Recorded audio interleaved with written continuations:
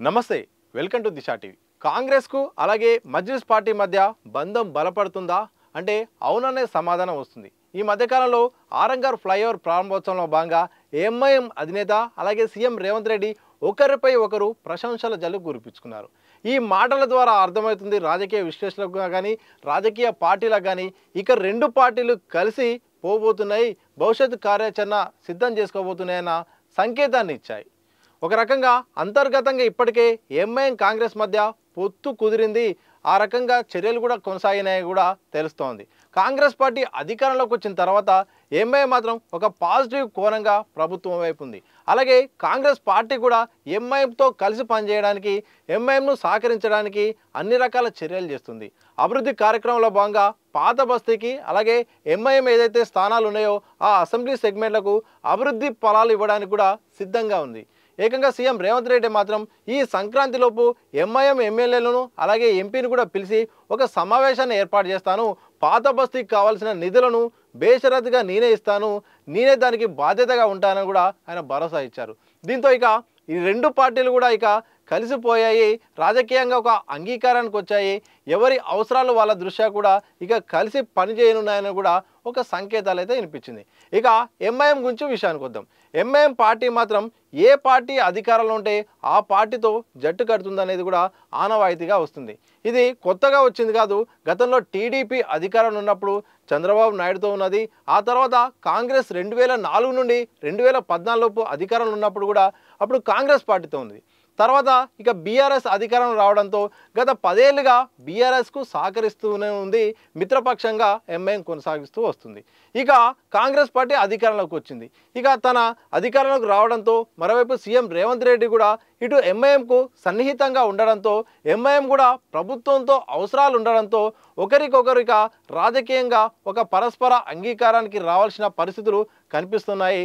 ఆ నేపథ్యంలో కూడా ఎంఐఎం చర్యలు కూడా అలాగే ఉన్నాయి। ఎందుకంటే ఒకవైపు హైదరాబాద్ అభివృద్ధికి కట్టుబడి ఉన్నాము, పాత బస్తీ కాదు ఇది, చాలా పాత బస్తీ అందరు అంటున్నారు, ఇది పాత బస్తీ కాదు, అసలైన హైదరాబాద్ అసలైన బస్తీ ఇదే అని కూడా రేవంత్ రెడ్డి అన్నారు। అలాగే ఎంఐఎంకు ఎలాంటి సహకారం అందించడానికైనా నేను సిద్ధంగా ఉన్నాను, పాత బస్తీకి మెట్రో ఇస్తాను, మీరాలం చెరువుకు కేబుల్ బ్రిడ్జి కట్టిస్తాను, ఇంకా ఏం చేయడానికి సిద్ధమని కూడా రేవంత్ రెడ్డి అన్నారు। ఇదే నేపథ్యంలో అక్బరుద్దీన్ ఓవైసీ కానీ అసదుద్దీన్ ఓవైసీ కానీ ఇటు కాంగ్రెస్ పార్టీకి అలాగే సీఎం రేవంత్ రెడ్డి కూడా ప్రశంసల వర్షం కురిపించారు।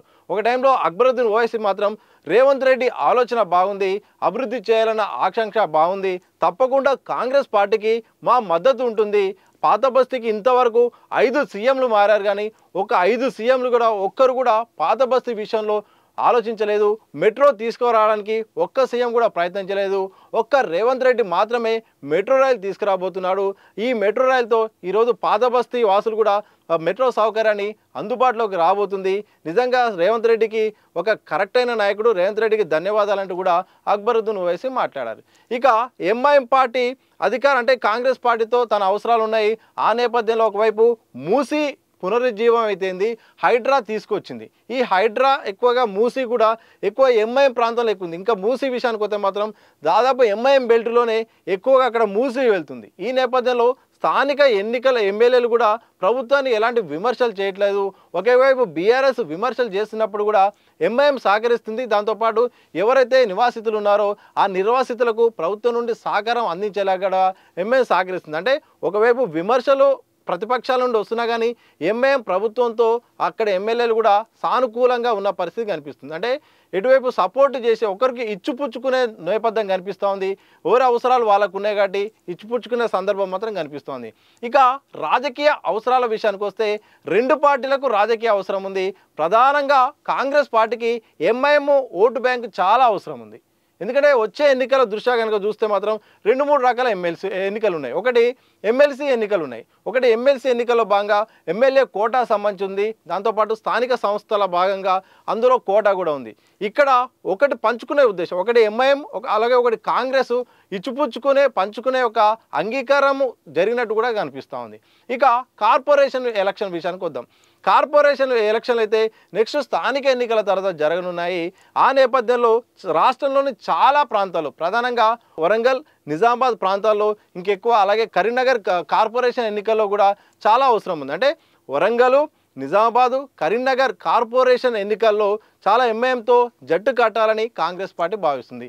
అక్కడ ప్రధానంగా అర్బన్లో ఎక్కువగా కూడా ముస్లిం ఓటు బ్యాంక్ ఉంది. ఆ ఓటు బ్యాంక్ నేపథ్యంలో కూడా కలిసిపోవడం వల్ల కూడా రాజకీయంగా ఇటు కాంగ్రెస్ పార్టీకి ప్లస్ అయ్యే అవకాశం ఉంది. ఎందుకంటే ఇటు ఈ 3 కార్పొరేషన్తో పాటు ఇటు ముదోల్ అయితేంది, దాంతోపాటు నల్గొండ అయితేంది, దాంతోపాటు తాండూరు అయితేంది, ఆదిలాబాద్ లాంటి పట్టణ ప్రాంతాల్లో ముస్లింలు ఎక్కువగా ఉన్నారు.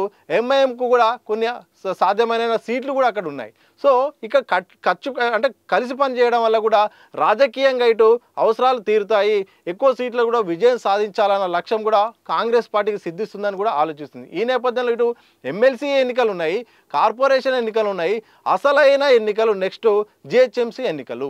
జిహెచ్ఎంసీ పీఠాన్ని కాంగ్రెస్ దక్కించుకోవాలని చూస్తుంది.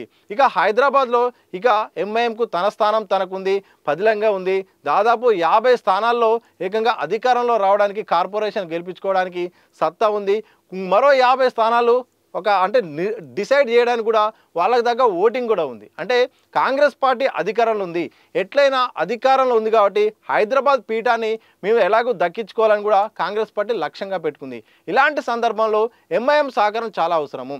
జిహెచ్ఎం ఎన్నికల్లో సహకారం పెట్టుకోవడం ద్వారా కాంగ్రెస్ పార్టీ అధికారంలో రావడానికి, ఇక్కడ పీఠాన్ని కైవసం చేసుకోవడానికి ఆస్కారం ఉంది. అంటే ఒకరి అవసరాలు ఒకరికి ఉన్నాయి. అంటే ఈ ఏడుగురు ఎమ్మెల్యేలకు అవసరం ఉంది, ఎంపీకి కూడా నిధుల పరంగా ప్రభుత్వంతో అవసరం ఉంది. దాంతోపాటు రాజకీయంగా బలంగా తయారు కావడానికి ఎంఐఎం మద్దతు ఇస్తే ముస్లిం ఓటు బ్యాంకు కాంగ్రెస్ పార్టీకి కలిసి వచ్చే అవకాశం ఉంది. తద్వారా ఒకరి అవసరం, తద్వారా క్విడ్ ప్రోకో అంటే రాజకీయంగా నీకిది నాకిది లాగా నువ్వేమిస్తావు నేనే ఇస్తావు అనే ఒక పనిచేసే అవకాశం ఉంది. దీని ద్వారా ఈ యొక్క పరిస్థితిని కనుక చూస్తే రాజకీయ అవసరాలు, అలాగే అధికార పార్టీకి సత్సంబంధాలు ఎంఐఎంకి అవసరం, అలాగే ముస్లిం ఓటు బ్యాంక్ అనేది రానున్న ఎన్నికల్లో భాగంగా కాంగ్రెస్ పార్టీకి అవసరం. అలా 2 పార్టీలు కలవనున్నాయన్నట్టు కూడా తాజా పరిణామాలను బట్టి చూస్తే అర్థమవుతుంది. నిజానికి కాంగ్రెస్ పార్టీ అధికారంలోకి వచ్చిన తర్వాత ఎంఐఎం నేతలు వరుసగా చేస్తున్న వ్యాఖ్యలు, ప్రభుత్వానికి పాజిటివ్గా చేస్తున్న సూచనలు చూస్తే, అలాగే ప్రశంసల వర్షం కురిపిస్తే చూస్తే మాత్రం అర్థమైపోతుంది. దాంతోపాటు సీఎం రేవంత్ రెడ్డి కూడా ఎప్పుడు కూడా ఎంఐఎం నేతలను కానీ అటు పాత బస్తీ విషయంలో మాత్రం ప్రత్యేక ప్రాధాన్యతనిస్తూ తన రాజకీయ అవసరాలను కూడా దృష్టిలో పెట్టుకొని కలిసిపోయే వాతావరణాన్ని క్రియేట్ చేసుకోవడానికి సీఎం రేవంత్ రెడ్డి కూడా అనేక చర్యలు తీసుకున్నారు. మొత్తంగా ఎంఐఎం పార్టీ అలాగే కాంగ్రెస్ పార్టీ కూడా రెండు కూడా స్నేహం బంధం మాత్రం కలవబోతుంది. రానున్న ఎన్నికల్లో ఇక మిత్రపక్షంగా ఎంఐఎం కాంగ్రెస్కు ఉండబోతుందనే సంకేతాలు మాత్రం కనిపిస్తున్నాయి. చూడాలి మరి వీళ్ళ స్నేహబంధం ఎక్కడి వరకు ఉంటుంది, అధికారంలోకి ఉన్నంత వరకే ఉంటుందా, మరి ఎన్నికలు వచ్చే వరకు స్థానిక క్యాడర్ మరి దీన్ని డైజెస్ట్ చేసుకుంటుందా, సహకరిస్తుందా, ఒకవేళ ఏమైనా విమర్శలు వస్తే 2 పార్టీలు ఎట్లా ముందుకెళ్తున్నాయి, ఎంఐఎం నిజంగా కార్పొరేషన్లలో పూర్తిగా సపోర్ట్ చేస్తుందా, జిహెచ్ఎంసీ పీఠాన్ని దక్కించుకునే విధంగా కాంగ్రెస్ చేస్తున్న ప్రయత్నాలకు ఎంఐఎం నిజంగానే మద్దతు ఇస్తుందా, ఇలాంటి ఎన్నో అంశాలు ఉన్నాయి. మొత్తానికి మాత్రం తాజా పరిణామాలను బట్టి చూస్తే మాత్రం కాంగ్రెస్ పార్టీ అలాగే ఎంఐఎం పార్టీ కూడా 2 కలవబోతున్నాయన్న సంకేతాలు మాత్రం కనిపిస్తూ ఉన్నాయి.